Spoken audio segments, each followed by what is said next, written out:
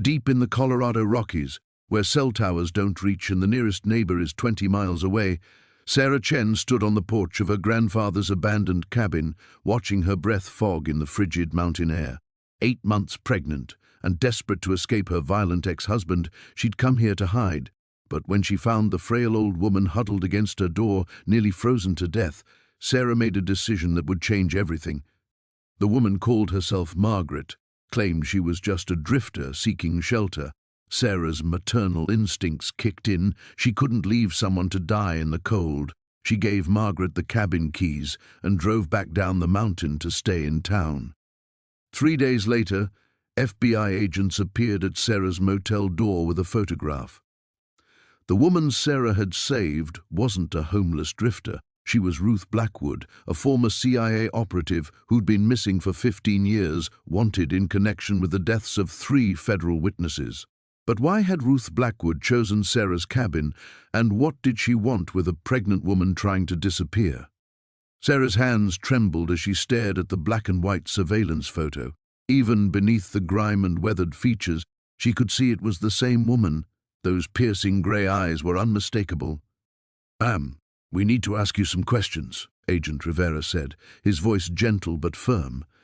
His partner, Agent Walsh, stood silent by the motel room window, scanning the parking lot like a predator sensing danger. "I don't understand," Sarah whispered, sinking onto the bed's edge. Her unborn child kicked restlessly, as if sensing her distress. She seemed so helpless, so broken. Agent Rivera pulled out a small recorder. "Tell us exactly what happened when you found her." The bruises on her ribs had finally healed, but the psychological scars ran deeper. When David discovered she was pregnant, his controlling behavior escalated into violence. The restraining order meant nothing to him. He'd proven that when he broke into her apartment and left those photos on her pillow. Photos of her walking to work, grocery shopping, sleeping. The message was clear: nowhere was safe. "I found her collapsed against the front door," Sarah began, her voice steadying. She was barely conscious, hypothermic. Her lips were blue, and she kept mumbling about being sorry, about making things right. "What exactly did she say?" Walsh interjected, finally turning from the window. "Something about paying for her sins. She said she'd been walking for days, that someone was after her." Sarah paused, a chill running down her spine that had nothing to do with the mountain cold. "She knew my name." The agents exchanged glances. Rivera leaned forward. "She knew your name? How is that possible?" "I don't know. When I asked her how, she said I looked just like my mother." Sarah's throat tightened. Her mother had died in a car accident when Sarah was 5, a tragedy that had shaped her grandfather's overprotective nature. "Your mother's maiden name," Walsh said suddenly, consulting his notes. "What was it?" "Patterson. Lisa Patterson." Sarah's heart began to race. "Why? What does my mother have to do with this?" The agents fell silent, and Sarah knew with sickening certainty that her mother's name meant something to them. Walsh's jaw tightened almost imperceptibly, while Rivera's fingers drummed against his knee, a nervous tell that suggested they'd stumbled onto something significant. "Mrs. Chen," Rivera said carefully, "we're going to need you to come with us. There are some things you need to know about your family's history." "I'm not going anywhere until you tell me what's happening," Sarah said, struggling to her feet. At 8 months pregnant, even simple movements required effort, but adrenaline gave her strength. "That woman, Ruth, is she still at my cabin?" "The cabin was empty when our team arrived this morning," Walsh admitted. "She's gone, but she left something behind." He pulled out an evidence bag containing a handwritten note. Through the plastic, Sarah could make out her own name written in shaky script, followed by words that made her blood run cold. "They killed your mother. Trust no one. Ah." The motel room seemed to spin around her. Sarah grabbed the dresser for support, her mind reeling. Her mother's death hadn't been an accident. It had been murder, and somehow this mysterious former CIA operative knew the truth. "Who killed her?" Sarah demanded, her voice breaking. "And why should I believe anything from a woman wanted for murdering federal witnesses?" Rivera stood slowly, his expression grave. "Because, Mrs. Chen, your mother was one of those witnesses." Outside, a car engine started in the parking lot. Walsh's hand moved instinctively to his weapon as he peered through the blinds. In the distance, thunder rumbled across the mountains, or perhaps it was something else entirely, something far more dangerous approaching through the Colorado wilderness. The gravel crunched beneath Sarah's boots as she led the woman up the winding path to the cabin. Each step sent a sharp reminder through her swollen ankles, but she pressed on, keys jingling softly in her trembling hand. The afternoon sun filtered through the towering pines, casting dancing shadows that made her feel dizzy. "Just a bit further," Sarah called over her shoulder, though the woman behind her moved with surprising agility for someone who claimed to be 73. There was something about her gait that nagged at Sarah, too confident, too sure-footed for someone who'd supposedly been sleeping rough for weeks. The cabin emerged from the tree line like a wooden sanctuary, its cedar walls weathered but solid. Sarah had inherited it from her grandmother 3 years ago, back when her life had been different, back when she'd believed in happy endings. Now it served as her refuge from questions she couldn't answer and memories she couldn't escape. "It's beautiful," the woman said, her voice carrying a note Sarah couldn't quite identify. Appreciation, yes, but something else beneath it, something that made the hair on Sarah's arms stand up despite the warm air. The previous owners took good care of it. Sarah fumbled with the lock, her fingers clumsy with exhaustion and that persistent unease that had been growing stronger by the minute. "There's a generator out back, but the solar panels should give you enough power for basic needs." Inside, dust motes danced in the slanted light. The cabin smelled of pine and old wood with an undertone of something else, something Sarah had never noticed before. The woman stepped past her, moving through the space with an odd familiarity, her eyes taking in details that most people would miss, the sightlines from the windows, the location of the back door, the solid construction of the walls. "You said your name was Eleanor?" Sarah asked, settling heavily into the worn leather armchair by the fireplace. The baby kicked hard against her ribs, as if sensing her tension. "That's right." The woman was examining the kitchen now, opening cabinets with practiced efficiency. "Eleanor Walsh, I can't tell you how grateful I am for this kindness." Sarah watched her move, that nagging feeling intensifying.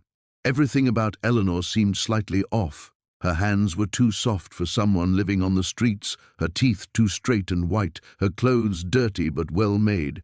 And there was something about the way she held herself, a coiled readiness that spoke of training Sarah couldn't quite place. "How did you end up here?" Sarah asked. "I mean, in our town. It's not exactly on any main routes." Eleanor's hand stilled for just a moment on a cabinet door. "Sometimes people just drift, dear, following whatever road presents itself." She turned with that grandmother's smile again, but this time Sarah caught something flickering in her eyes. "What about you, a young woman, alone up here, so close to her time? Where's the father?" The question hit like a physical blow. Sarah's hand moved instinctively to her belly, protective and defensive. "He's not in the picture." "Ah," Eleanor nodded knowingly. "Men can be disappointing creatures, can't they? Promise you the world, then vanish when reality sets in." It wasn't like that, but even as Sarah said it, she felt the familiar twist of guilt and fear, because it had been exactly like that, in ways Eleanor couldn't possibly understand. Ways that had forced Sarah to flee her old life and hide in these mountains, changing her name and creating a new identity built on carefully constructed lies. "I don't think so." Sarah struggled to keep her voice steady. "I'd remember."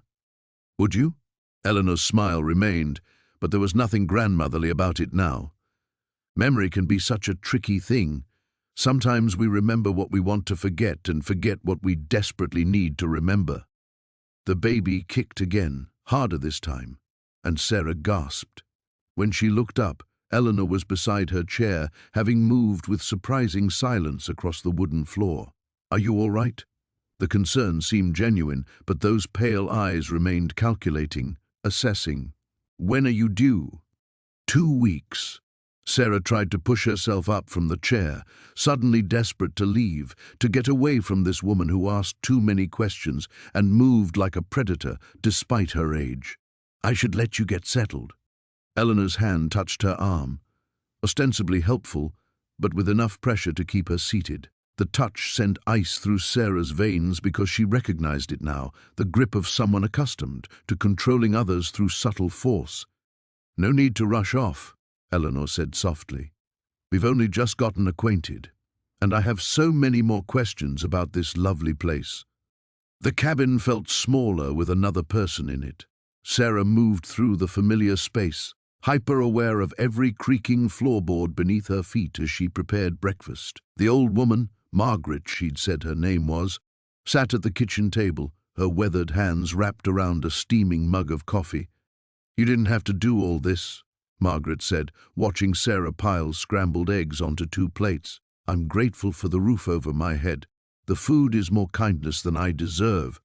Sarah placed a plate in front of her guest, noting how Margaret's eyes tracked every movement. There was something predatory about that gaze, despite the woman's frail appearance. Everyone deserves a hot meal and a safe place to sleep. Safe.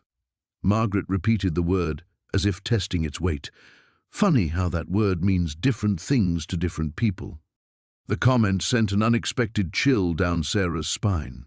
She settled into her chair, one hand unconsciously moving to rest on her rounded belly. The baby kicked, a sharp reminder of everything she had to protect.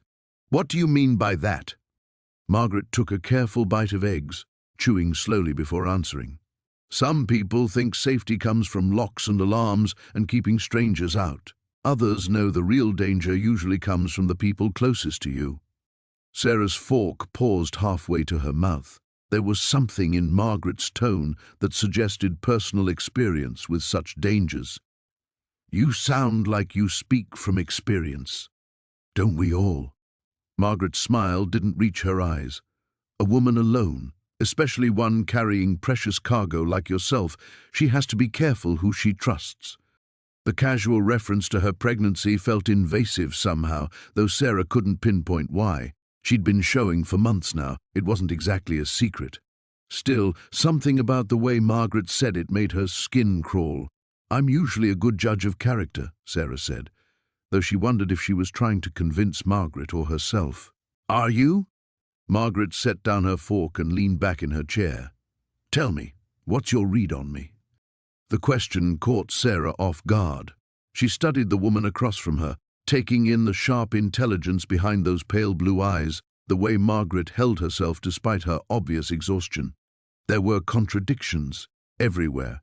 The expensive dental work Sarah had noticed when Margaret smiled, the calluses on her hands that spoke of hard labor, the way she seemed to catalogue every detail of the cabin's layout. I think you're someone who's been through something difficult recently, Sarah said carefully, and I think you're not telling me everything about yourself. Margaret laughed, a sound that held no humor, perceptive. But then, I imagine you're not telling me everything either, are you, Sarah? The use of her name felt like a challenge. Sarah tried to remember if she'd actually introduced herself properly, but the previous evening felt hazy now, blurred by exhaustion and the shock of finding someone on her doorstep. What would you like to know?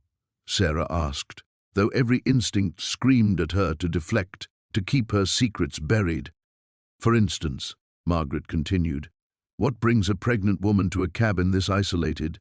No neighbors for miles, no cell service, no easy way to get help if something goes wrong. Her eyes flicked meaningfully to Sarah's belly. Seems like a risky choice for someone in your condition.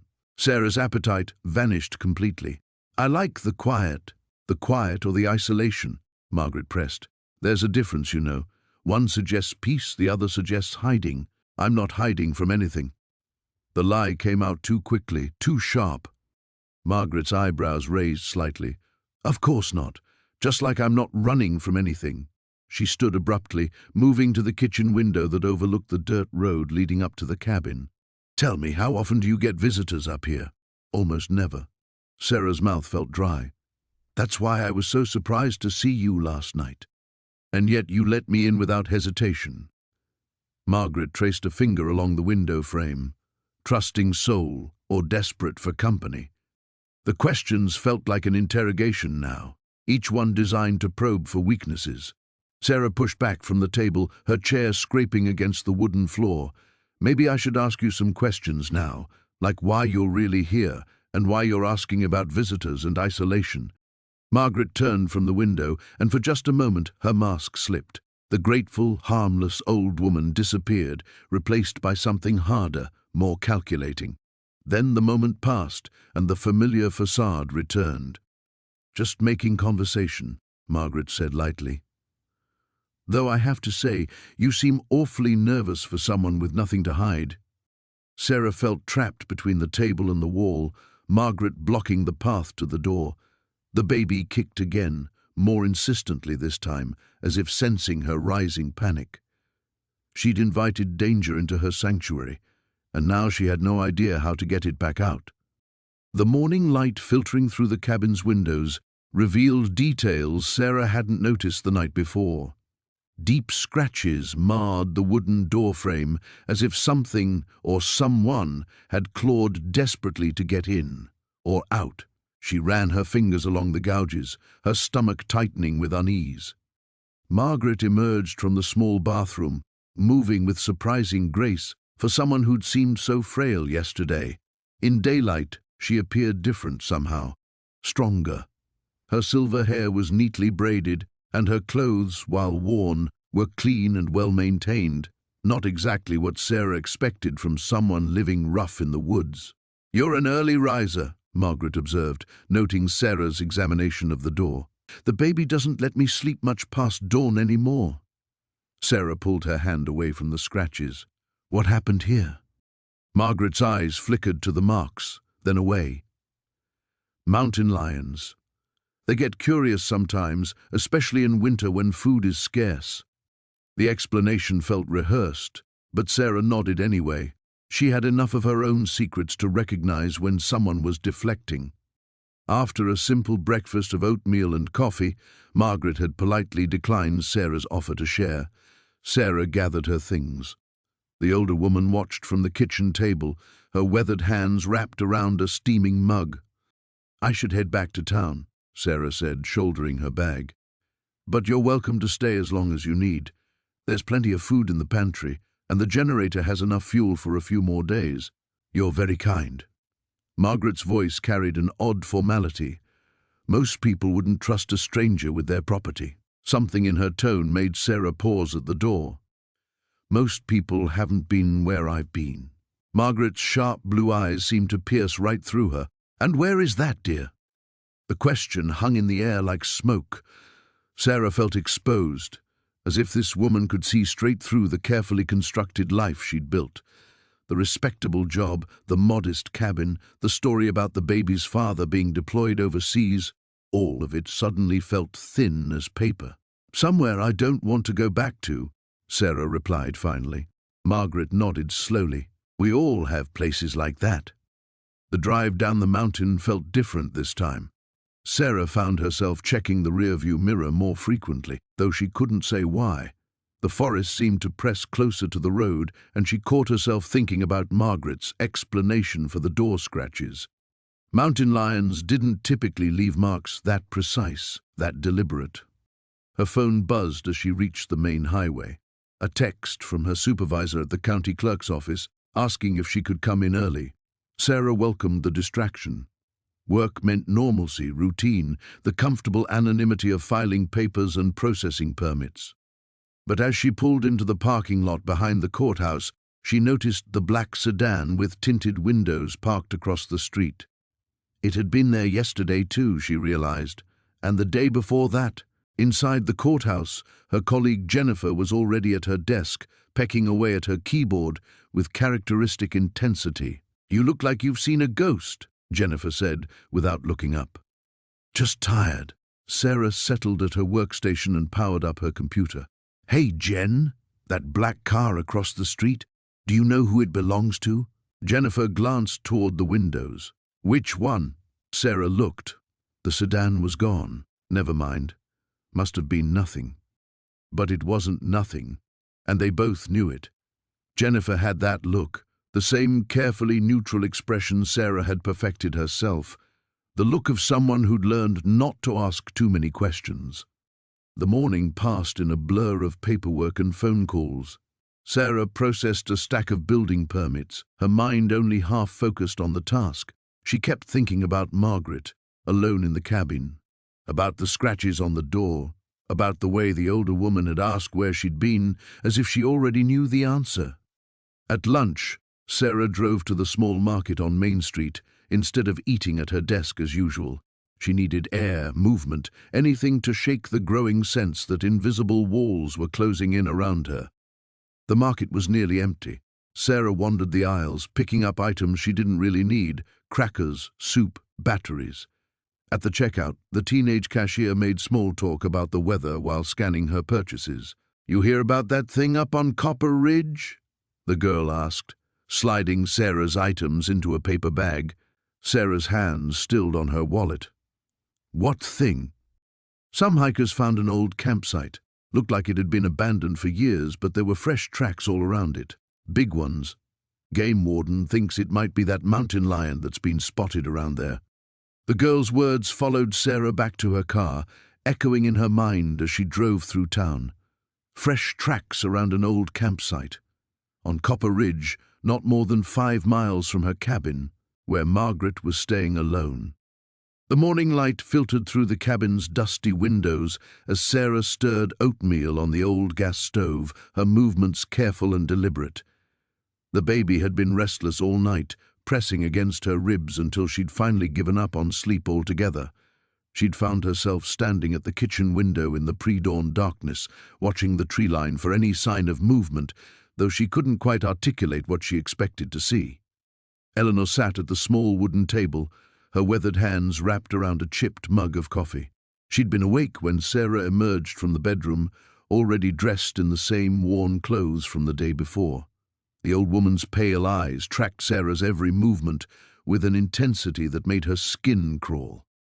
"You're very kind to let me stay," Eleanor said, her voice carrying that same melodic quality that had seemed so comforting yesterday. Now it struck Sarah as almost hypnotic, each word carefully measured. Not many people would trust a stranger these days. Sarah forced a smile as she divided the oatmeal between 2 bowls. "Everyone needs help sometimes." The words felt hollow as she spoke them, a rehearsed response that didn't match the growing unease in her chest. "Indeed they do." Eleanor accepted the bowl with grateful hands, but her eyes never left Sarah's face. "You seem like someone who understands what it means to start over, to reinvent yourself." The spoon slipped from Sarah's fingers, clattering against the bowl. "What makes you say that?" Eleanor's smile was gentle, grandmotherly, but something flickered behind her eyes. "Oh, just the way you carry yourself. Very self-contained, very careful. It takes one to know one, I suppose." Sarah's pulse quickened. She forced herself to take a bite of oatmeal, though it tasted like sawdust. "I'm not sure what you mean." "Of course not, dear." Eleanor's tone was soothing, almost patronizing. "Sarah Mitchell. Such a lovely, simple name. Easy to remember, easy to choose." The blood drained from Sarah's face. She set down her spoon with deliberate calm, though her hands trembled slightly. "I should check the weather forecast. See when this storm might pass." Eleanor nodded approvingly. "Yes, the weather can be so unpredictable in these mountains.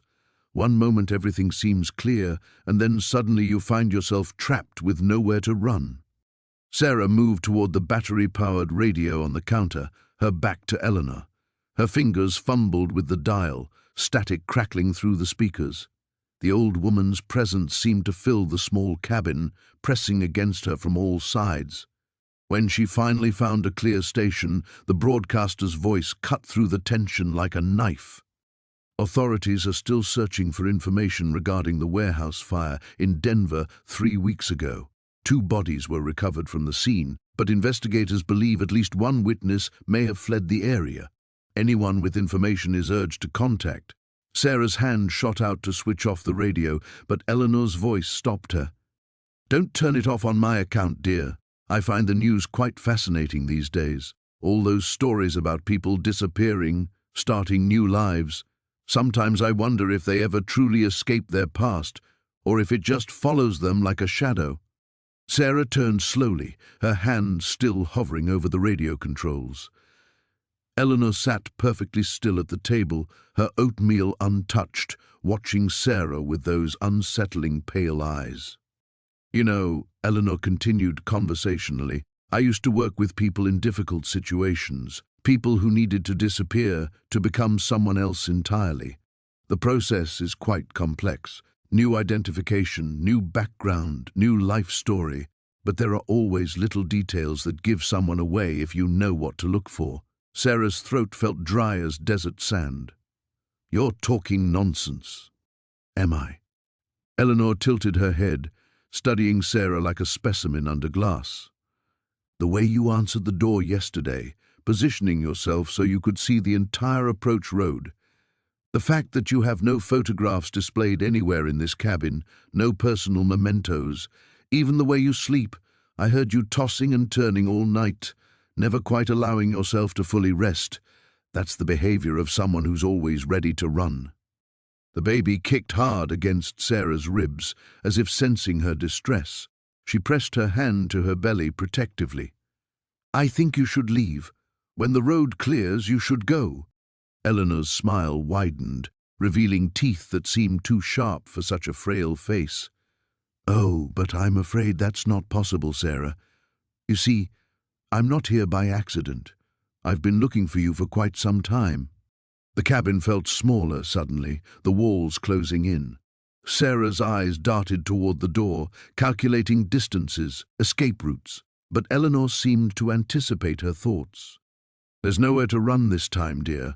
The storm has seen to that.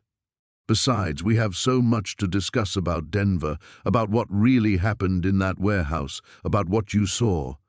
The morning light filtered through the cabin windows like pale honey, casting long shadows across the wooden floor. Sarah woke to the sound of chopping wood outside, rhythmic and steady.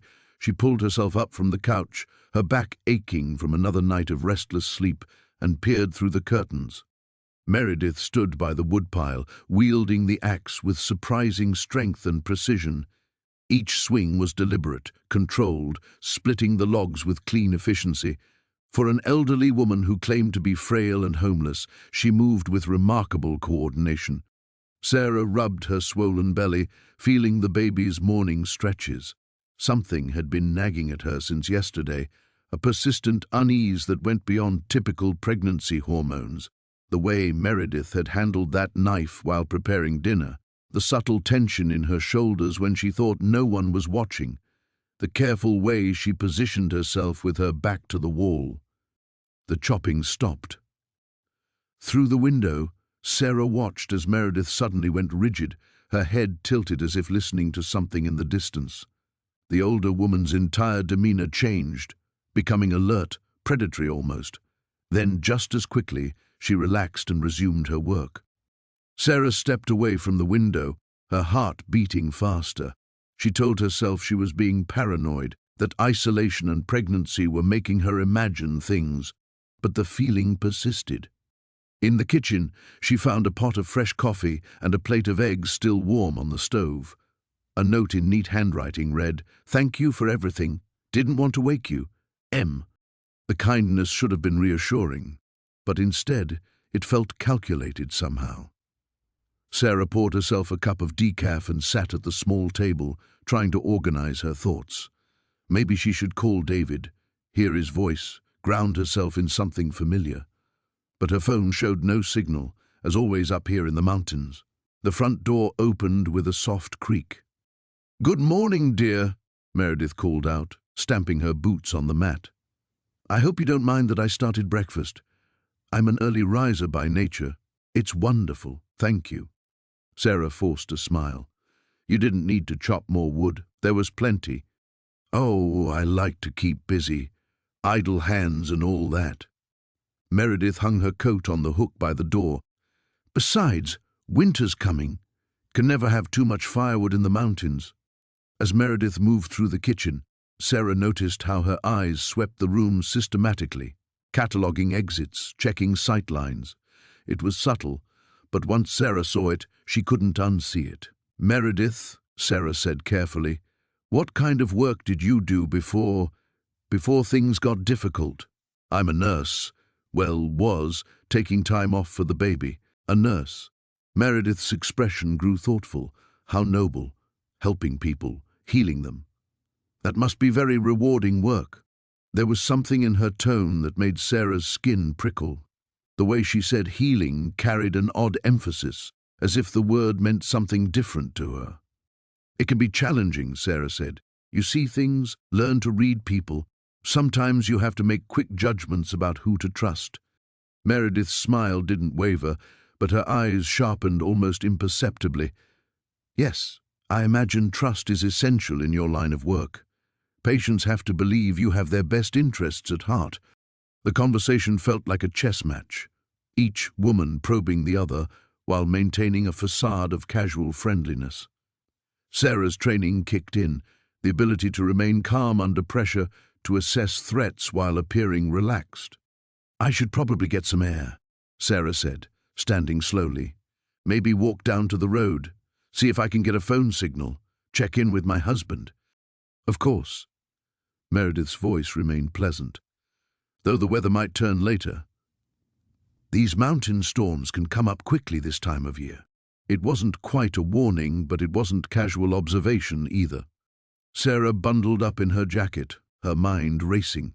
As she stepped onto the porch, she caught Meredith watching from the kitchen window. The older woman raised her hand in a friendly wave, but her expression was unreadable. The walk to the road took longer than usual, her pregnancy making the uneven terrain more challenging. But Sarah needed the distance, needed to think. When she finally reached the spot where she sometimes caught a cell signal, her phone remained stubbornly blank. She was completely cut off, alone in the wilderness with a woman whose story didn't add up. A woman who moved like someone accustomed to violence, who asked the wrong questions and gave the wrong answers. As Sarah turned back toward the cabin, she made a decision. She would be ready. The sound of splintering wood echoed through the cabin as Sarah's axe bit deep into the log. Each swing sent vibrations up her arms, but the physical exertion felt good, necessary even. It helped quiet the storm of questions swirling in her mind about Eleanor's sudden departure and cryptic warning. She'd found the note tucked under her coffee mug that morning, gone to town for supplies. "Lock the doors. Trust no one until I return. E." 3 days had passed since then, and Eleanor hadn't come back. Sarah split another log, adding it to the growing pile beside the cabin. Winter was still months away, but something told her to prepare anyway. Maybe it was instinct, or maybe it was the way Eleanor had looked at her before disappearing, like she was memorizing Sarah's face. A branch snapped somewhere in the tree line. Sarah lowered the axe, listening. The forest had grown too quiet, she realized. No bird song, no rustling of small creatures in the underbrush. Even the wind had stilled. Another snap, closer this time. She backed toward the cabin door, her hand finding the axe handle again. The weight of it was reassuring, though she'd never used it as anything but a tool. Through the trees, she caught a flash of movement, dark clothing, deliberate and careful. Sarah's heart hammered against her ribs. She thought of Eleanor's warning, of the fear she'd glimpsed behind the old woman's carefully controlled exterior. Whatever Eleanor was running from had found them. The cabin door was only 10 feet away, but it felt like miles. Sarah forced herself to move slowly, casually, as if she hadn't noticed the approaching figure. Her keys were in her jacket pocket, hanging on the hook just inside the door. 8 feet, 6, 4, Sarah Chen? The voice stopped her cold. Male, authoritative, with the clipped tone of someone used to being obeyed. She turned slowly, keeping the axe visible but not raised. The man who emerged from the trees wore an expensive suit that looked absurdly out of place in the wilderness. Mid-40s, graying at the temples, with the kind of pale complexion that suggested he spent most of his time indoors. Behind him came 2 others, younger, broader, moving with the fluid grace of trained fighters. "Depends who's asking," Sarah said, surprised by how steady her voice sounded. The man smiled, but it didn't reach his eyes. My name is Marcus Kellerman. I'm looking for someone I believe you've been harboring. An elderly woman, probably going by Eleanor. Sarah's grip tightened on the axe. I don't know what you're talking about. Please, Miss Chen. We both know that's not true. Kellerman's tone remained conversational, almost friendly. The woman you know as Eleanor is actually Margaret Holbrook. She's a very dangerous individual who's caused my family considerable distress. The name hit Sarah like a physical blow. Margaret Holbrook. She knew that name, had seen it in news articles years ago, always connected to whispered rumors about government contracts and disappeared whistleblowers. But those articles had described a ruthless corporate executive, not the gentle old woman who'd shared her tea and helped organize her bookshelf. I can see you recognize the name, Kellerman continued. Then you understand why I need to find her. Where is she, Sarah? Gone. The word came out before Sarah could stop it. She left 3 days ago. Something shifted in Kellerman's expression, disappointment mixed with calculation. That's unfortunate. For both of us, I'm afraid. One of his companions stepped forward, and Sarah saw the bulge of a shoulder holster beneath his jacket. Her baby chose that moment to kick hard, a reminder of everything she had to lose. I'm telling you the truth, Sarah said quickly. She said she was going to town for supplies. I haven't seen her since. Which town? Kellerman asked. Sarah hesitated. Pine Ridge was the closest, about an hour down the mountain road, but there were several other options if Eleanor had wanted to disappear completely. I don't know. She didn't say. Kellerman studied her face for a long moment, then nodded to his men. They began moving in opposite directions, clearly intending to flank her. Here's what's going to happen, Kellerman said. My associates are going to search your cabin, thoroughly, and you're going to wait patiently while they do. If we find any trace of Margaret, any indication of where she might have gone, you'll share that information with us, voluntarily. The threat was clear enough. Sarah's mind raced, trying to remember if Eleanor had left anything behind, any clue that might lead these men to her. The spare bedroom had been scrupulously clean when Sarah checked it that first morning, but there might be something she'd missed. And if you don't find anything? Sarah asked. Kellerman's smile returned, cold and predatory. Then we'll discuss what other forms of encouragement might be necessary. You see, Sarah, Margaret killed my brother 20 years ago. Family debts have a way of compounding over time. The first man had reached the cabin door. In moments, they'd be inside, tearing apart her sanctuary, violating the only place she'd felt safe since David died. Sarah raised the axe. The morning light filtered through the cabin windows with deceptive gentleness, casting long shadows across the wooden floor where Sarah sat clutching her phone. Her hands trembled as she stared at the screen, the search results confirming her worst fears. Margaret Holloway wasn't just any runaway. She was a ghost who had supposedly died in a fire 37 years ago. Sarah's mind raced through the implications. The woman sleeping in her guest room had been living under a false identity for nearly 4 decades. The question that clawed at Sarah's chest wasn't just who Margaret really was, but what she had done to necessitate such an elaborate disappearance. A floorboard creaked overhead, and Sarah's blood ran cold. Margaret was awake. "Good morning, dear," Margaret said, her voice carrying an edge that hadn't been there before. "You're up early." "Couldn't sleep," Sarah managed, forcing a smile. "The baby's been active." Margaret's gaze lingered on Sarah's face, searching. "I hope my presence here isn't causing you stress. Sometimes unexpected guests can be unsettling." The way she emphasized the word made Sarah's skin crawl. Did Margaret know she'd been discovered? Sarah placed a protective hand over her belly, feeling the baby shift restlessly, as if sensing the tension. "Not at all," Sarah lied. "Can I make you some breakfast?" How thoughtful. Margaret moved closer, and Sarah caught a whiff of something medicinal on her clothes. "Though I should mention, I noticed you were awake quite late last night. I heard movement down here around 2 in the morning." Sarah's heart hammered against her ribs. She had been careful to be quiet during her online investigation. Just restless, pregnancy, insomnia. Of course. Margaret's smile didn't reach her eyes. You know, Sarah, I've been thinking about how remarkably trusting you are. Most people wouldn't invite a complete stranger into their home, especially someone in your vulnerable condition. The word vulnerable hung in the air like a threat. Sarah forced herself to remain calm, but her mind was screaming warnings. She needed to get Margaret out of the house, or at least away from her long enough to call for help. I believe in helping people, Sarah said carefully. My husband always says I'm too trusting for my own good. Your husband? Margaret tilted her head. When did you say he was returning? Sarah hadn't mentioned David's timeline, and the realization that Margaret was probing for information sent ice through her veins. Soon, she said vaguely. Margaret walked to the window, gazing out at the isolated mountain landscape. Such a remote location, beautiful but so cut off from everything, from everyone. The observation felt like a noose tightening around Sarah's throat. She watched Margaret's reflection in the glass, noting how the woman's posture had straightened, how her movements had become more purposeful. Whatever act she'd been maintaining was crumbling. Margaret, Sarah began, testing the name.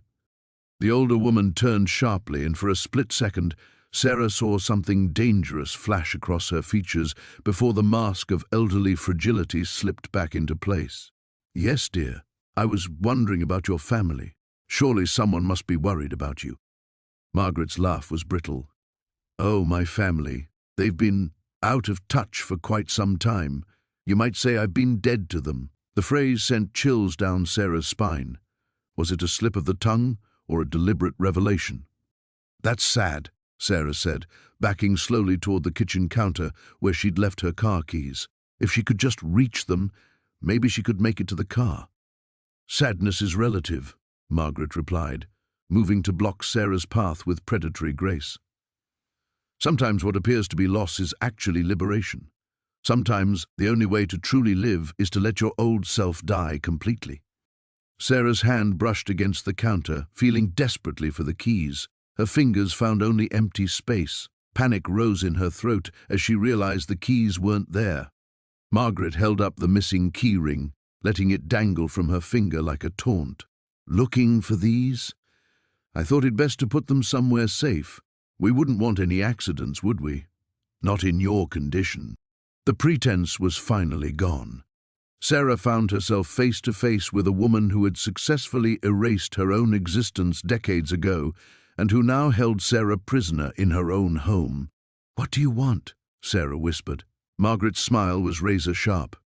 What I've always wanted, dear. A second chance at life. The sound of splintering wood jolted Sarah from her restless sleep. She bolted upright, her hand instinctively moving to her swollen belly as another crash echoed through the cabin. The digital clock on the nightstand glowed 3:17 a.m., its red numbers burning into her retinas. Margaret? She called out, her voice hoarse and uncertain. Silence answered back, heavy and oppressive in the mountain darkness. The hallway stretched before her like a tunnel, shadows dancing in the pale moonlight filtering through the windows. Each step creaked beneath her weight, the old floorboards betraying her movement. She paused at Margaret's door, pressing her ear against the wood. Nothing. Margaret? She whispered, gently turning the handle. The room was empty. The bed remained made, untouched since yesterday morning. Sarah's pulse quickened as she noticed the window was wide open, cold mountain air streaming in and billowing the curtains like ghostly fingers. Another crash from downstairs sent her heart hammering against her ribs. Someone was in her kitchen. Sarah crept toward the staircase, gripping the bat with both hands despite her awkward center of gravity. The darkness below seemed to pulse with malevolent energy. She could hear drawers being yanked open, contents scattered across the floor, the distinctive sound of her grandmother's china being swept from shelves. The baby shifted inside her, pressing against her bladder with uncomfortable persistence. Sarah bit her lip, fighting the urge to move. She needed to see who was down there, needed to understand what they wanted. A male voice cursed in frustration, followed by the sound of books being thrown from shelves. Sarah recognized the distinctive thud of her photo albums hitting the floor, years of memories scattered like fallen leaves. Rage flared in her chest, momentarily overriding her fear. She descended 3 steps, then froze. The flashlight beam swung in her direction, missing her by inches. The man below was tall and lean, wearing dark clothes and moving with practiced efficiency. This wasn't a random break-in, he knew exactly what he was looking for. The intruder moved into the living room, his light dancing across the walls where her family photos hung. Sarah watched in horror as he began removing frames, examining each picture before tossing it aside. When he reached the mantelpiece, he stopped at a particular photograph, one of Sarah's mother as a young woman. "Found you," he whispered, and Sarah's blood turned to ice. The man pocketed the photograph and pulled out a cell phone. "It's confirmed," he said quietly. "She's Elena Vasquez's daughter. The old woman led us right to her. Margaret." The realization hit Sarah like a physical blow. Margaret hadn't been the target, she had been the hunter. The kind, fragile, homeless woman Sarah had invited into her sanctuary was somehow connected to her mother's death, the death that had supposedly been an accident 23 years ago. The man ended his call and began moving toward the stairs. Sarah's mind raced as she calculated her options. The bedroom window was too high to jump from safely, especially in her condition. The back door was past the kitchen, which meant crossing the intruder's path. Her car keys were downstairs on the counter. She was trapped. The floorboard beneath her left foot groaned loudly in the silence. The man's head snapped up, his flashlight beams searching the staircase like a predator's gaze. "Mrs. Chen?" His voice was calm, almost conversational. "I know you're up there. We need to have a conversation about your mother." Sarah's grip tightened on the bat. Her mother had been a translator for the State Department, traveling frequently but living a seemingly ordinary life. What secrets could she possibly have harbored that would bring danger to Sarah's doorstep decades later? "Your friend Margaret sends her regards," the man continued, ascending the stairs with deliberate slowness. "She's quite resourceful for someone her age. Did you know she's been watching you for months?" Each word felt like a dagger. Sarah had been so proud of her charitable instincts, so satisfied with her decision to help a stranger in need. Instead, she had invited a wolf into her home and handed over everything she held dear. The man's footsteps drew closer, his flashlight creating wild shadows that seemed to reach for her with grasping fingers. Sarah retreated further up the stairs, her mind desperately searching for a way out that didn't exist. The storm had passed, leaving behind a crystalline silence that made every sound sharp and threatening. Sarah pressed herself against the kitchen wall, clutching the butcher knife with trembling hands. Through the window, she could see footprints in the fresh snow, not just Eleanor's shuffling tracks, but others, deeper impressions, boot prints that circled the cabin like predators stalking prey. Her contractions had stopped for now, but the baby pressed heavily against her ribs, making each breath a conscious effort. She had to think clearly, had to survive this. Whatever Eleanor had brought to her doorstep was closing in, and Sarah's act of kindness had become a death trap. The floorboards creaked upstairs. Eleanor was moving around in the loft, and Sarah could hear her voice, low, urgent whispers that carried down through the thin walls. Phone calls. Even without cell service, the old satellite phone Sarah kept for emergencies would still work. Eleanor had found it. "Yes, she's here," Eleanor's voice drifted down. "The girl from the diner. Sarah Chen." "No, she doesn't know yet, but she's starting to ask questions." Sarah's blood turned to ice. Eleanor knew her real name, the name she'd abandoned 3 years ago when she'd fled Seattle with blood on her hands and a secret growing in her belly. The name she'd buried along with the life she'd destroyed. She eased toward the stairs, knife held ready. Each step felt like walking through quicksand, her swollen body betraying her need for stealth. The conversation above became clearer. "The package is secure. It's been secure for 23 years. Eleanor's voice had shed all pretense of frailty. It was sharp now, authoritative. "But if Marcus sent men here, then someone talked. Someone always talks. Sarah's hand found the banister. Marcus. She knew that name from the news, from whispered conversations in the criminal defense firm where she'd worked. Marcus Volkov, arms dealer, human trafficker, the kind of man whose business dealings left trails of bodies across international waters. "I don't care what your timeline was," Eleanor continued. "The situation has changed. The girl is pregnant, for God's sake. This complicates everything. No, killing her isn't an option. Too much attention, too many questions." The baby kicked hard against Sarah's ribcage, as if responding to the mention of danger.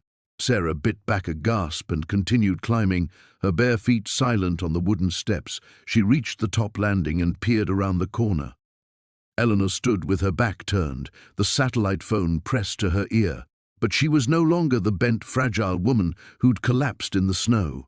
Her posture was straight, commanding. On the bed beside her lay an open briefcase, and even from this distance, Sarah could see stacks of cash, official-looking documents, and something that made her stomach drop: photographs. Photographs of her. Sarah Chen, not Sarah Miller. Pictures taken 3 years ago outside the courthouse in Seattle. Outside her apartment, outside the hotel where she'd met with FBI agent David Park 2 days before he'd turned up dead. 20 minutes? Eleanor was saying. Fine, but make it clean. I'm too old for gunfights in the mountains. Sarah took a step back, but her foot caught the edge of a loose floorboard. The wood groaned like a dying animal. Eleanor spun around, and Sarah found herself staring into eyes that held no trace of confusion or fear, only cold calculation and something that might have been regret. "Well," Eleanor said, slowly setting down the phone, "I suppose we need to have that conversation now. Who are you?" Sarah's voice came out as a hoarse whisper. "Someone who's been running a lot longer than you have, dear." Eleanor moved toward her briefcase, her hands steady and sure. Someone who made the mistake of thinking a remote mountain cabin would be the perfect place to hide, until a pregnant girl with a bleeding heart decided to play Good Samaritan. Sarah raised the knife, but Eleanor laughed, not the brittle sound of an old woman, but something rich with dark humor. "Put that down before you hurt yourself. We have bigger problems than whatever brought you to this mountain." Eleanor pulled a pistol from the briefcase with practiced ease. "Marcus Volkov's men are 20 minutes away, and they're not coming for tea and cookies. What do they want?" "Something I stole from them a very long time ago. Something worth killing for." Eleanor's eyes flicked to Sarah's swollen belly. "And now, thanks to your kindness, they'll assume you're part of it. Guilt by association is a death sentence in their world." The distant rumble of engines echoed through the valley. Not 20 minutes, they were already here. Eleanor's mask of frailty crumbled completely as she moved to the window, gun ready. "Tell me, Sarah Chen, how attached are you to that new identity of yours? Because if we're going to survive the next hour, I need to know exactly what you're running from." The engines grew louder, and Sarah realized her past had finally caught up with her in the most dangerous way possible.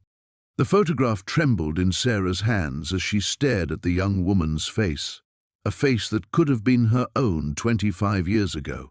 The same dark eyes, the same stubborn jawline, the same defiant tilt of the chin that had gotten Sarah into so much trouble in her youth.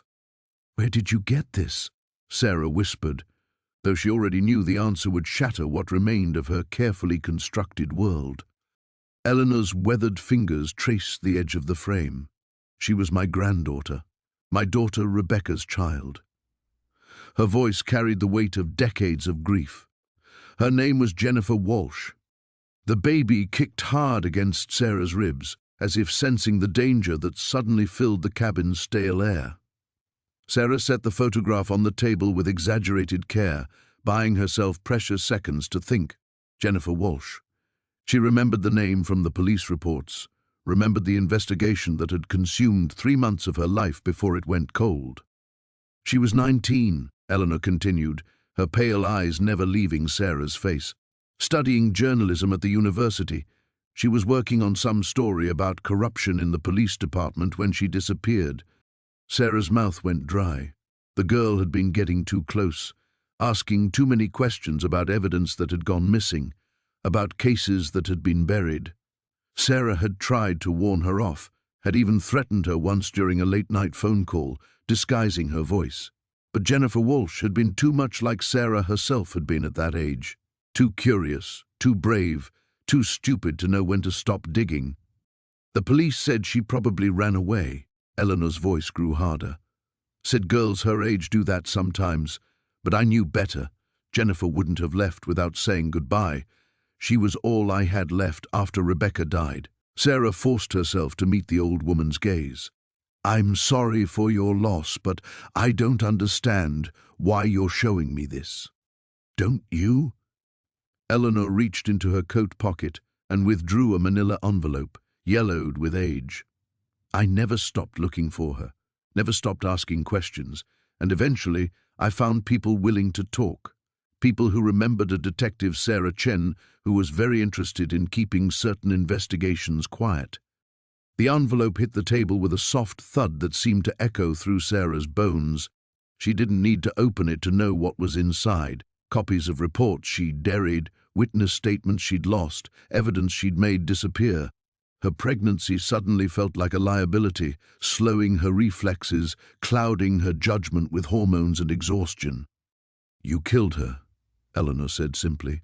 Maybe not with your own hands, but you killed her just the same. You and whoever you were protecting. Sarah's training kicked in, the same cold calculation that had kept her alive through 15 years of police work.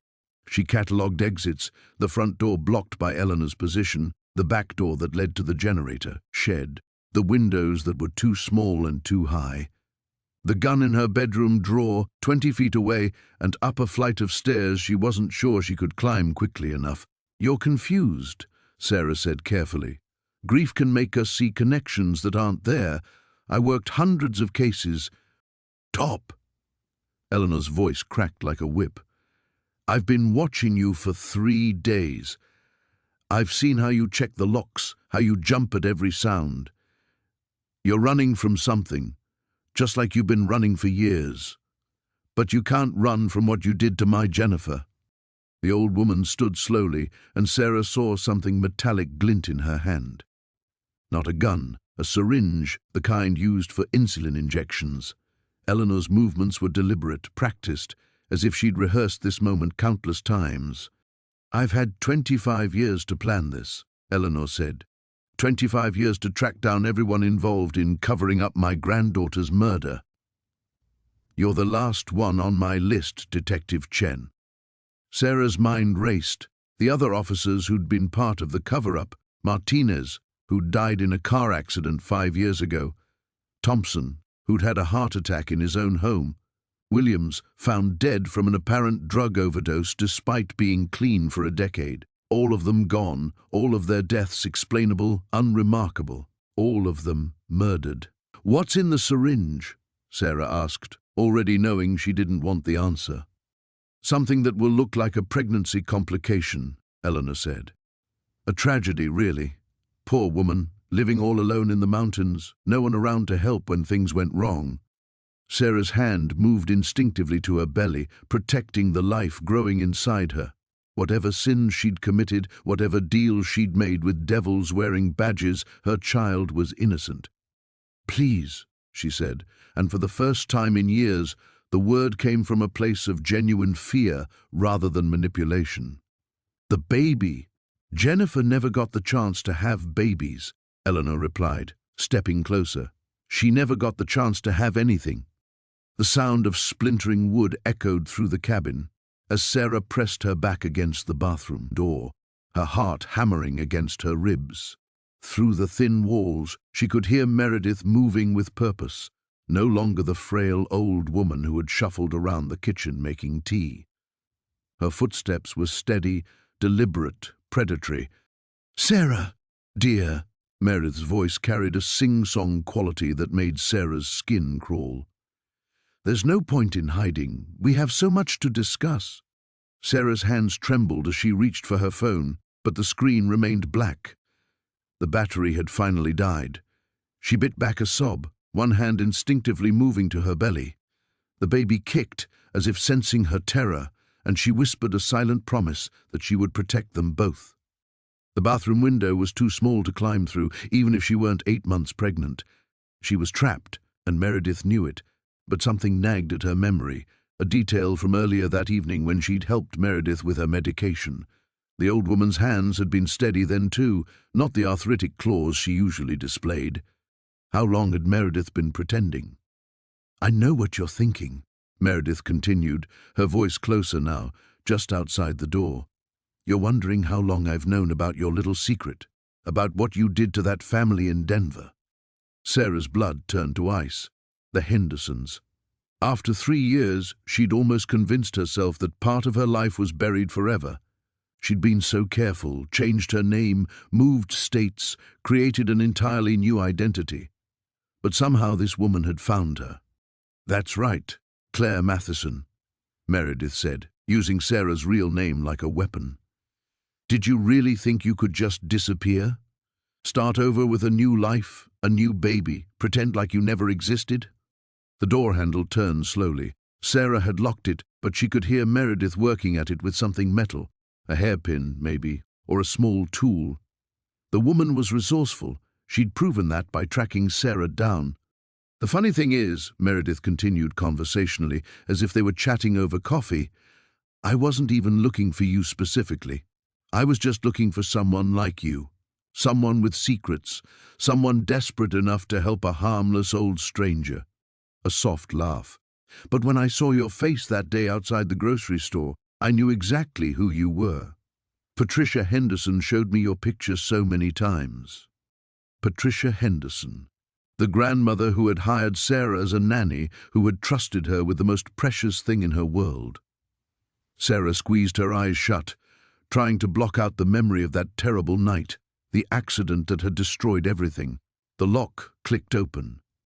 "Patricia never got over what happened to little Emma," Meredith said, pushing the door open slowly. Sarah scrambled backward until she hit the bathtub trapped in the corner. "Did you know she died last year?" "Heart attack," they said, "but I know better. She died of a broken heart." In the doorway stood a woman Sarah barely recognized. Gone was the stooped posture, the trembling hands, the confused expression. Meredith stood tall, her eyes sharp and focused, holding a kitchen knife that gleamed in the fluorescent light. "You see, Claire, Patricia was my sister, my baby sister who called me crying every night for 2 years because she couldn't understand how someone she trusted could be so careless with her granddaughter's life." Sarah found her voice at last. "It was an accident," she whispered. "Emma's death was an accident. I never meant—" "You left her alone in the bathtub." Meredith's composure cracked, revealing the rage beneath. "A 2-year-old child, alone in the water, while you talked to your boyfriend on the phone. And then you ran. You didn't even stay for the funeral." The weight of her guilt crashed over Sarah like a wave. She had run, terrified and ashamed, knowing that no amount of remorse would bring Emma back. She changed her name, moved across the country, tried to build a life where she could make amends by being better, by eventually having a child she could love and protect properly. "I think about her every day," Sarah said, tears streaming down her face. "I know sorry isn't enough, but—" "You're right, it isn't." Meredith stepped closer, the knife steady in her grip. "But I'm going to make sure you understand exactly what Patricia felt, the helplessness, the loss, the knowledge that someone you should have been able to protect is gone forever."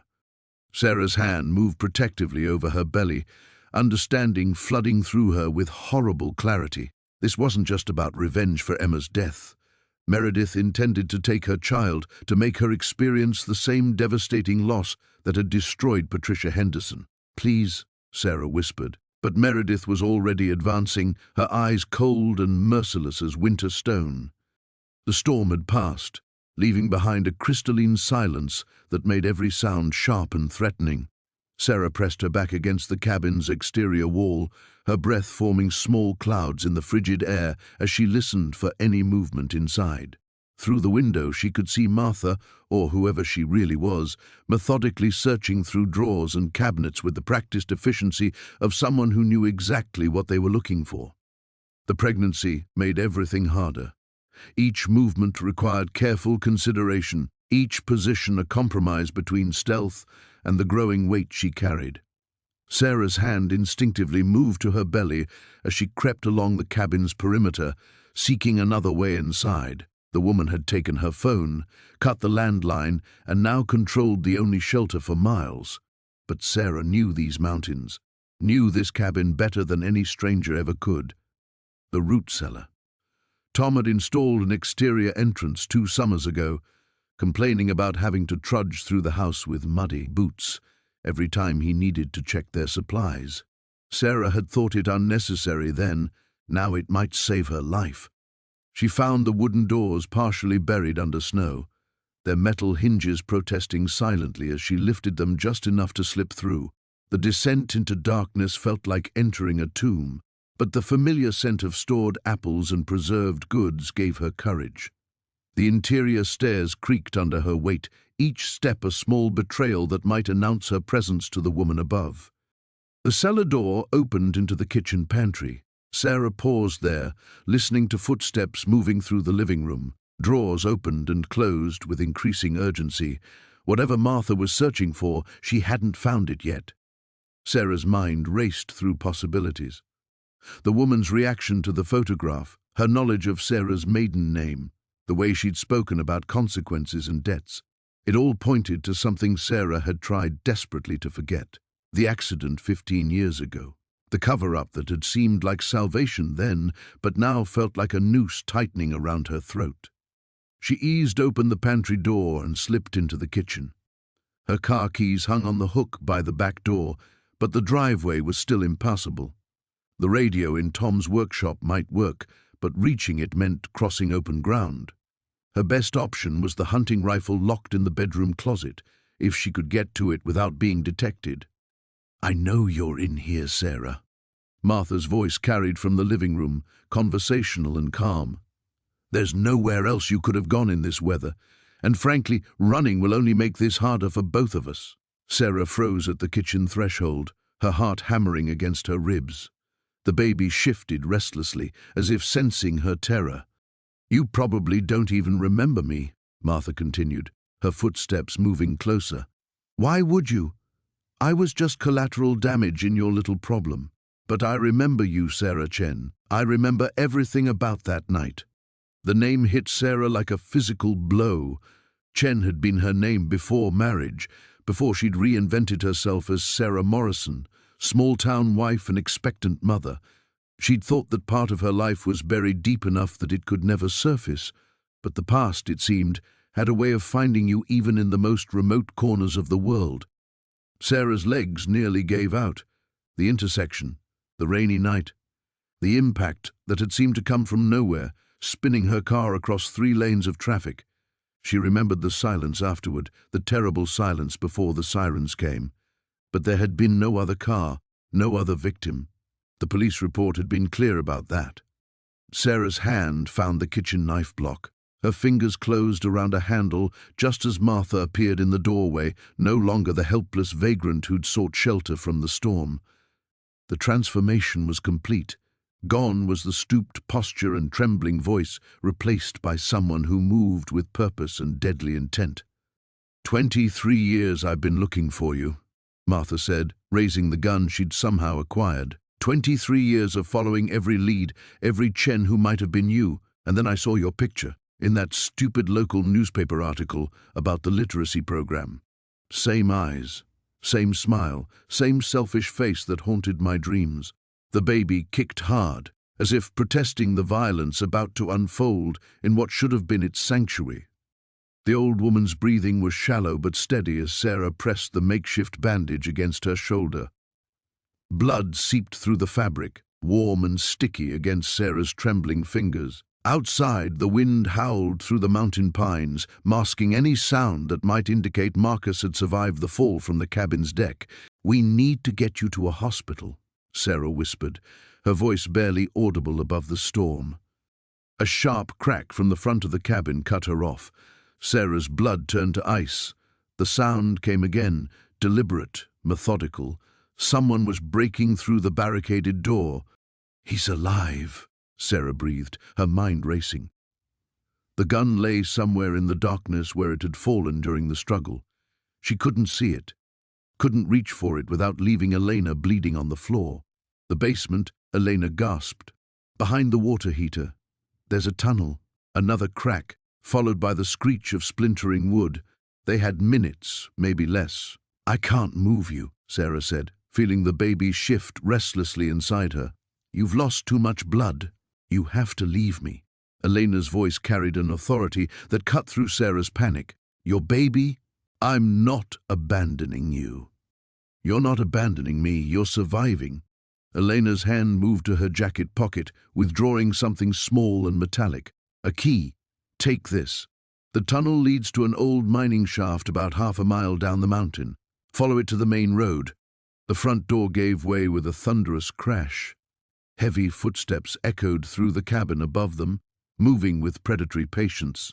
"Sarah?" Marcus's voice drifted down the basement stairs, sickeningly calm. "I know you're down there. We need to talk." Sarah's hands shook as she took the key. Elena was right. Staying meant death for both of them and her unborn child. But leaving felt like the worst kind of betrayal. "The safety deposit box," Elena whispered urgently. "Number 247 at First National in Denver. This key opens it. Everything you need to know is inside." "Need to know?" Elena's eyes were growing glassy, but she fought to maintain focus. "About who I really am, about why they want me dead, about the fire that killed your parents." The words hit Sarah like a physical blow. "What did you say?" "I'm sorry," Elena breathed. "I'm so sorry. I never meant for you to get involved. When I saw your name on the housing application, I thought it was a sign, a chance to make things right." The footsteps on the stairs were growing closer. Sarah's vision tunneled, her mind struggling to process Elena's words. The fire that had killed her parents 15 years ago had been ruled an accident, a faulty electrical wire in their apartment building. What could this woman possibly know about it? "I don't understand," Sarah whispered.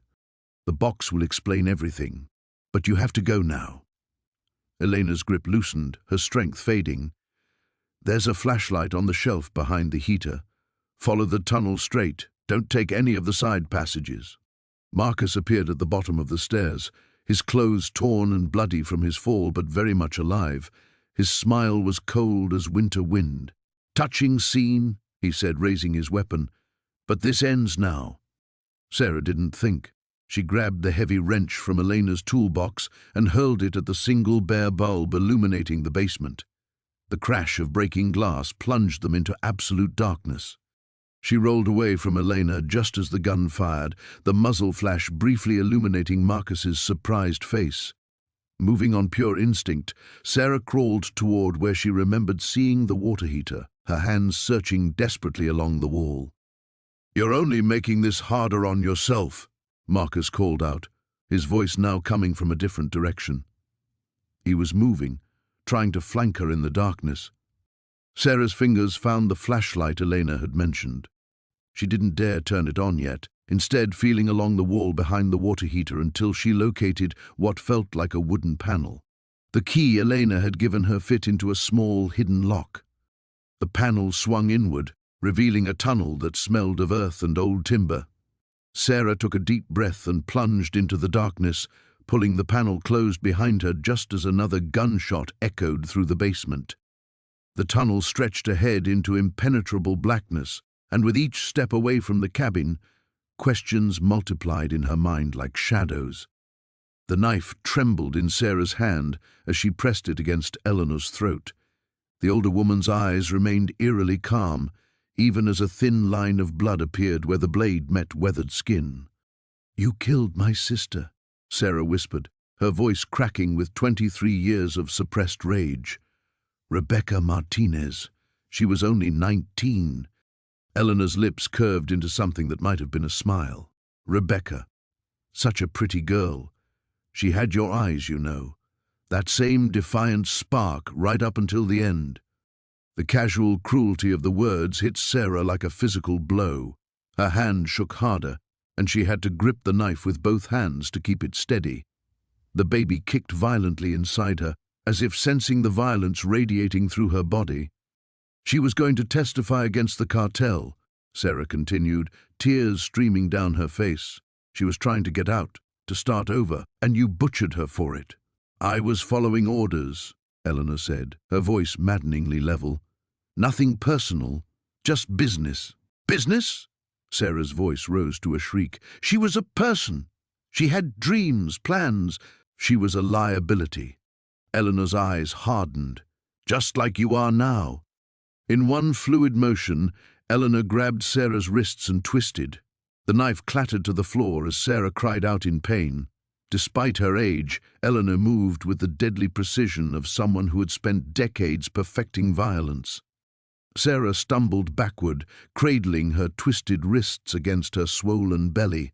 Eleanor bent to retrieve the knife, her movement still graceful despite the blood trickling down her neck. I should have recognized you sooner, Eleanor mused, testing the blade's edge with her thumb. But you've changed so much.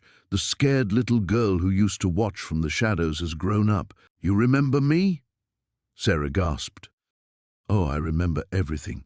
How you hid in that closet while I worked on your sister.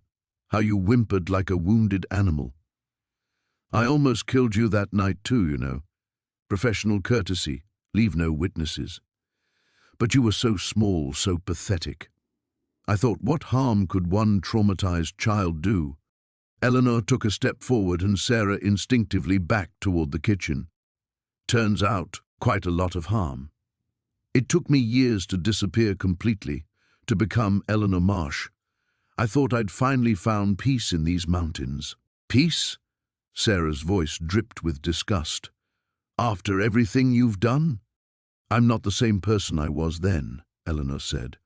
I was Maria Santos, the cartel's most efficient problem solver. Now I'm just an old woman who grows tomatoes and feeds stray cats. Sarah's back hit the kitchen counter. Her fingers scrambled across the surface, searching for anything she could use as a weapon. Her hand closed around a heavy ceramic mug. But you are the same person, Sarah said, her voice growing stronger. That's what I never understood about evil, how easily it hides behind kindness. You offered me shelter, made me tea, pretended to care about my baby, all while being the monster who destroyed my family. Eleanor paused, something flickering across her weathered features. I did care. I do care. That's the hell of it, Sarah. I'm not the same woman who killed Rebecca, but I can't undo what that woman did. So what now? You kill me too? Kill my baby? Sarah felt the baby move again, a reminder of what she was fighting for, not just her own life, but the innocent life growing inside her, the life Rebecca would never have. Rebecca was pregnant too, Sarah said suddenly. Did you know that? When you killed her, you killed them both. Eleanor's face went completely white. The knife wavered in her grip. No, she whispered. The file never mentioned. She didn't know yet. We found out during the autopsy. Sarah pressed her advantage, seeing Eleanor's composure crack for the first time. A little boy. She was going to name him David, after our father. Eleanor's knees buckled, and she caught herself against the wall. The knife dropped from nerveless fingers, clattering across the wooden floor. I didn't know, Eleanor repeated, her voice hollow. They never told me she was pregnant. Would it have mattered? Eleanor looked up at Sarah with haunted eyes. Yes, even then, killing a pregnant woman. There were lines even we didn't cross. The ceramic mug slipped from Sarah's trembling fingers, shattering on the floor between them like the last remnants of her certainty about justice and revenge. The cabin felt smaller now, suffocating in its silence. Sarah pressed her back against the kitchen wall, her hand instinctively moving to her belly as she watched Eleanor through the window. The old woman stood motionless in the snow, staring at something Sarah couldn't see from this angle. The photograph lay scattered in pieces on the floor where Eleanor had dropped it. Sarah knelt carefully, gathering the fragments with trembling fingers. Even torn, she could make out enough of the image to understand why Eleanor had reacted so violently. A young woman with Sarah's eyes smiled back from the damaged print, her arm around a man Sarah had spent 15 years trying to forget. Michael, her ex-husband, the man whose gambling debts had destroyed their marriage and nearly killed them both.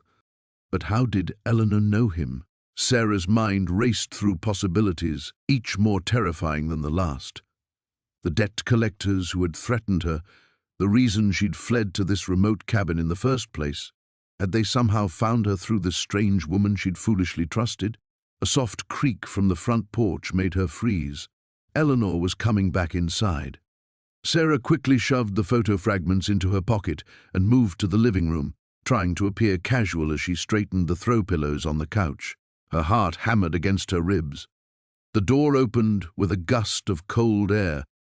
Eleanor stepped inside, snow dusting her silver hair, her pale eyes scanning the room until they found Sarah. Something had changed in her expression. The confusion was gone, replaced by a calculating coldness that made Sarah's skin crawl. "We need to talk," Eleanor said, closing the door behind her with deliberate precision.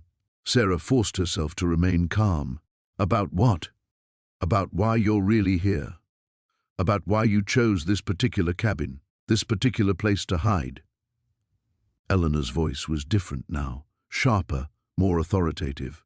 Gone was the frail, homeless woman Sarah had pitied. "And about your dear husband, Michael."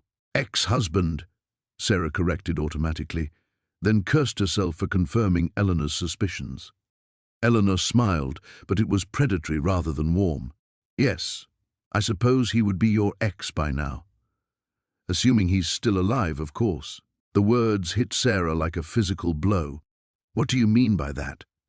Instead of answering, Eleanor walked to the fireplace and picked up the poker, testing its weight in her hands. Michael Hendricks was always weak, pathetic really, the kind of man who would bet money he didn't have, make promises he couldn't keep. She turned the poker over slowly, examining its pointed end.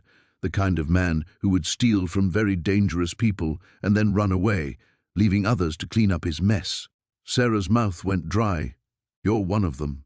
The people he owed money to." "Oh, my dear child, I'm so much more than that." Eleanor set the poker down and reached into her coat pocket, withdrawing a small silver gun. "I'm the person who's been looking for you for 3 very long years." "I believe you." Eleanor's finger traced the gun's trigger guard. "But you see, it was never really about the money. That was just business. This is personal. I don't understand." "Michael didn't just steal money, Sarah. He stole something infinitely more precious." Eleanor's composure cracked slightly, raw pain flickering across her features. "He stole my granddaughter's life." The words hung in the air between them like a death sentence. Sarah's mind struggled to process the connection, to understand how Michael could have destroyed this woman's family. "The accident," Sarah whispered, the memory surfacing unbidden. The night he was running from the casino. He hit someone with his car.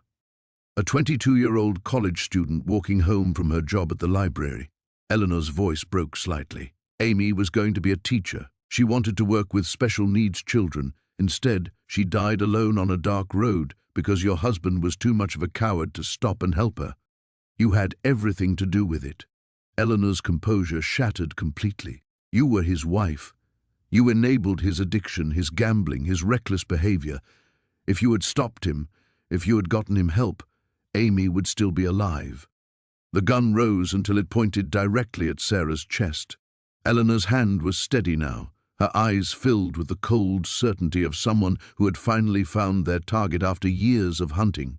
"Michael may have escaped justice," Eleanor said quietly, "but his family won't."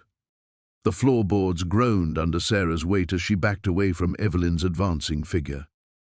The kitchen knife caught the firelight, its blade gleaming with deadly promise.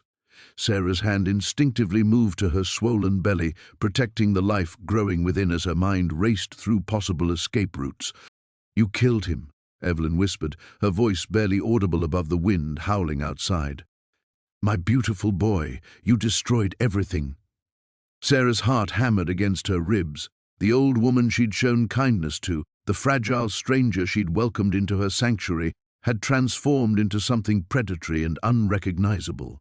The weight of recognition settled over her like a suffocating blanket.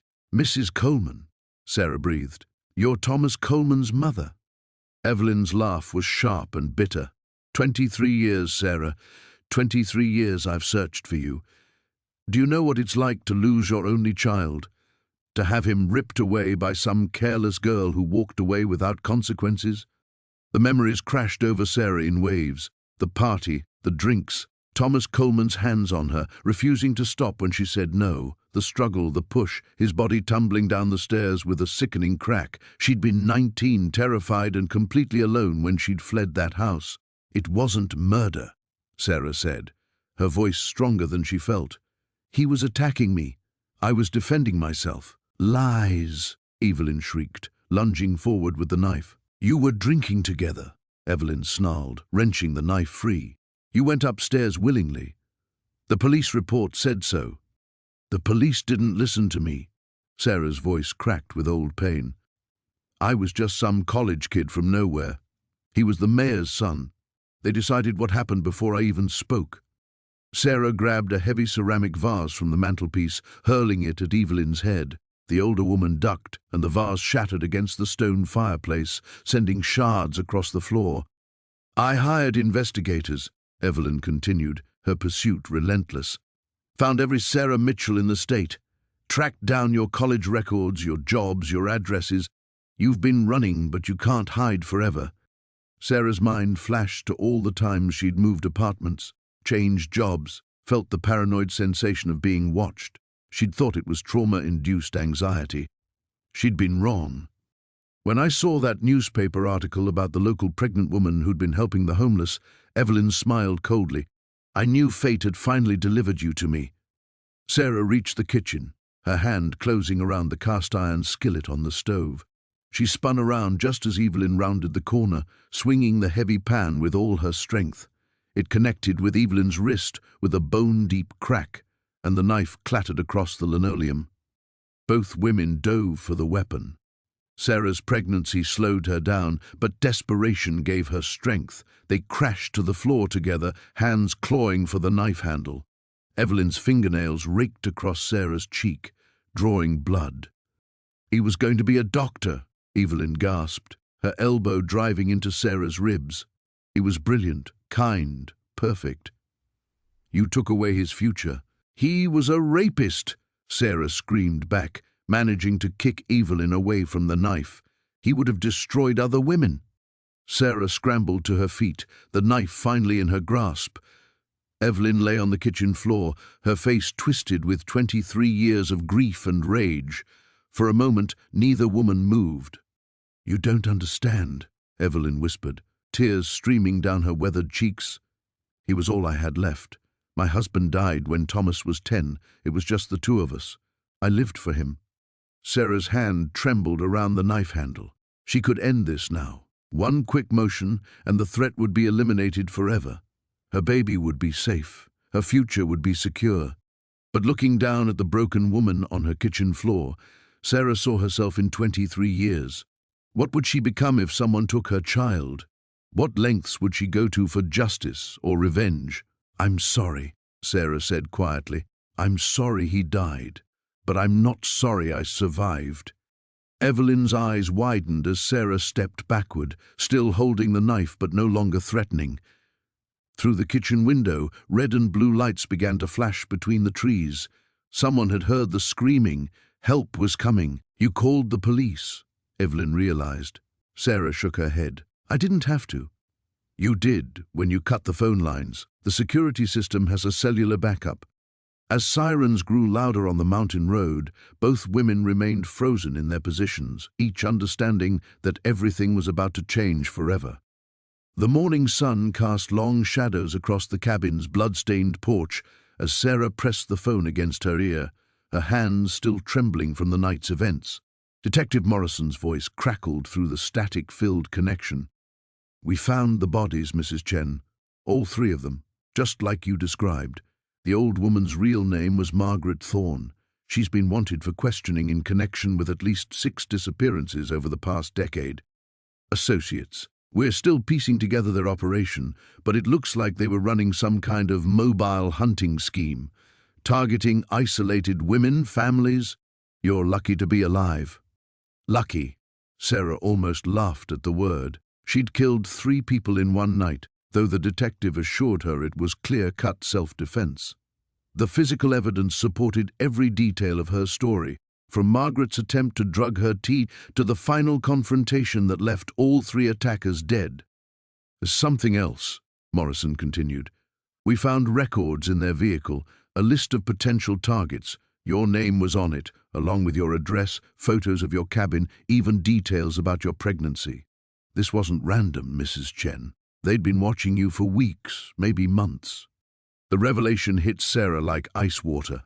All those times she'd felt eyes on her during her grocery runs into town, the sensation of being followed on the mountain roads. It hadn't been paranoia after all. "How did they know about me?" "Still investigating, but we think they targeted women in vulnerable situations, single mothers, isolated locations, people who might not be missed right away. Your husband's recent death, the remote location, it made you a perfect target in their eyes." Sarah closed her eyes, remembering David's final weeks, how he'd insisted on installing the new security system, the extra locks, the panic room he'd built in the basement that she'd thought was unnecessary paranoia from his illness. Somehow, even dying, he'd tried to protect her. "The woman who came to my door," Sarah said, her voice barely above a whisper. "Margaret." She seemed so helpless, so afraid. "How could I have known?" "You couldn't have. These people were professionals, Mrs. Chen. Margaret Thorne had been perfecting this act for years. The scared, homeless elderly woman was just another tool in their arsenal." Through the cabin's shattered windows, Sarah could see the crime scene team still working, photographing evidence, documenting the scene that had nearly become her grave. The baby shifted inside her, a gentle reminder of what she'd been fighting for. What happens now? "You'll need to come in for a formal statement, but that can wait until you're ready. The scene speaks for itself. This was survival, nothing more.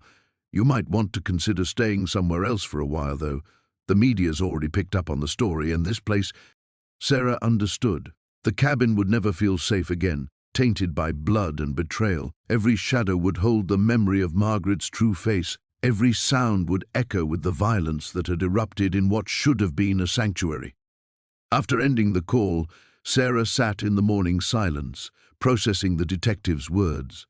The methodical way Margaret had gained her trust, the careful questions about her routine, her isolation, her pregnancy, it had all been reconnaissance. The old woman had been mapping her weaknesses, learning her habits, preparing for the moment when her associates would arrive to finish what she'd started. But Margaret had underestimated her target. She'd seen a pregnant woman, alone and vulnerable, and assumed that meant helpless. She hadn't counted on David's security preparations, on Sarah's desperation to protect her unborn child, on the fierce maternal instinct that had transformed her from victim to survivor. Sarah's phone buzzed with a text from her sister, saw the news. "Coming to get you, pack a bag." Relief flooded through her. She wouldn't have to face the aftermath alone.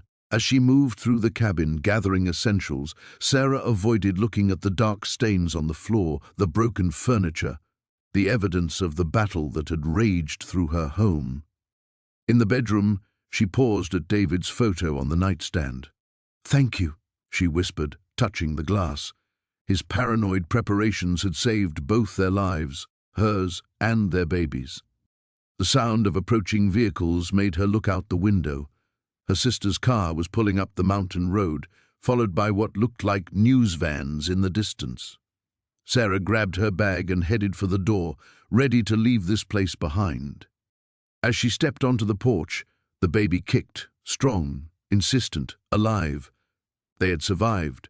Against all odds, against carefully laid plans and professional killers, they had survived. The mountain that had nearly become their tomb stretched endlessly around them, beautiful and indifferent as always, keeping its secrets beneath the morning sky.